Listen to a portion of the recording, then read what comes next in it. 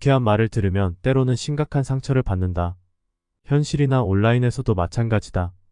불쾌한 말은 잔잔한 마음에 풍파를 일으키고 그 하루 자체를 망치기도 한다. 일본에서 38명의 팔로워를 보유한 인플루언서이자 정신과 의사인 토미는 이렇게 말한다. 그럴 필요 없습니다. 못된 사람에게는 칭찬보다 비난을 듣는 편이 낫습니다. 모두에게 인정받을 필요는 없다. 그럴 받을 수도 없다. 살다 보면 누군가의 잣대로 평가되는 경우가 있다. 대부분은 메시지에 큰 상처를 입니다. 그런데 곰곰이 생각해보면 이렇다. 상대에게 칭찬을 받는 편이 더 치욕스러울 수 있다. 칭찬은 때로 상대의 기대나 가치관에 부응하고 있다는 의미다. 내가 상대의 기대와 가치관에 부응하고 있다는 것은 상대에 따라 내가 원치 않는 모습일 수 있다. 메시지가 아니라 메신저에 주목해보자. 추악한 범죄를 저질러도 누군가에게 칭찬을 받을 수 있고 아무리 선한 행동을 하여도 누군가에게 비난을 받을 수 있다.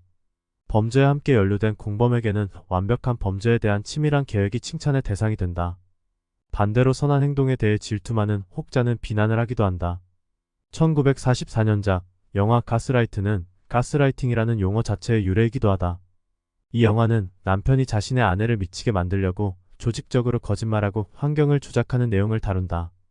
아내는 점점 자신의 기억과 정신 상태를 의심하기 시작한다. 때로 칭찬과 비난은 사람의 행동에 영향을 끼친다. 고르말은 언제나 객관성을 갖고 있는 것이 아니며 타인의 평가에 너무 의존할 필요도 없다. 인도의 독립운동가이자 비폭력 저항의 아이콘인 마하트마 간디는 누군가가 당신의 마음을 그들의 더러운 발로 걷도록 허락하지 말아라고 말했다. 그는 개인의 정신적 자유와 순수성이 무엇보다 중요하다고 말한다. 모든 것은 적정 수준이라는 것이 있다. 난데없이 다른 이의 마음에 들어와 헤집고 다니는 인성이라면 그들의 평가에 의기소침해질 필요는 전혀 없다. 그들의 기대와 가치관에 부응하는 일이 되려 모욕일 뿐이다. 나를 평가한 상대의 인품은 어떤가? 그의 능력은 어떤가? 그의 칭찬과 비난이 곧 나의 정체성을 결정하는가? 삶을 언제나 평탄하게 살 수는 없다. 우리는 누군가의 비난을 받기도 하고 칭찬을 받기도 한다. 때로는 비판을 받아들이고 칭찬에 감사해야 하기도 한다. 다만 어떤 비난과 칭찬이 자아를 흔들 정도라면 전혀 깨닫지 말아야 한다. 붓다에 관한 이야기가 하나 있다.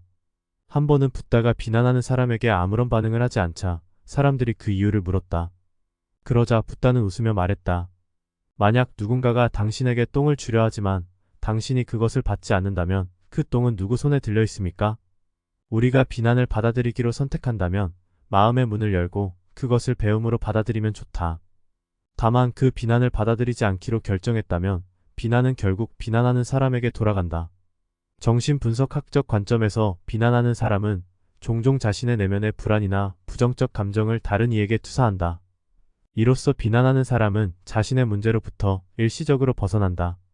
다만 이는 단기적 불편함을 경감시킬 수 있지만 장기적으로 자기 인식 부족과 대인관계의 문제를 만들어 결국 비난하는 사람보다 더 큰 심리적 문제나 부정적 영향을 경험할 가능성이 높다.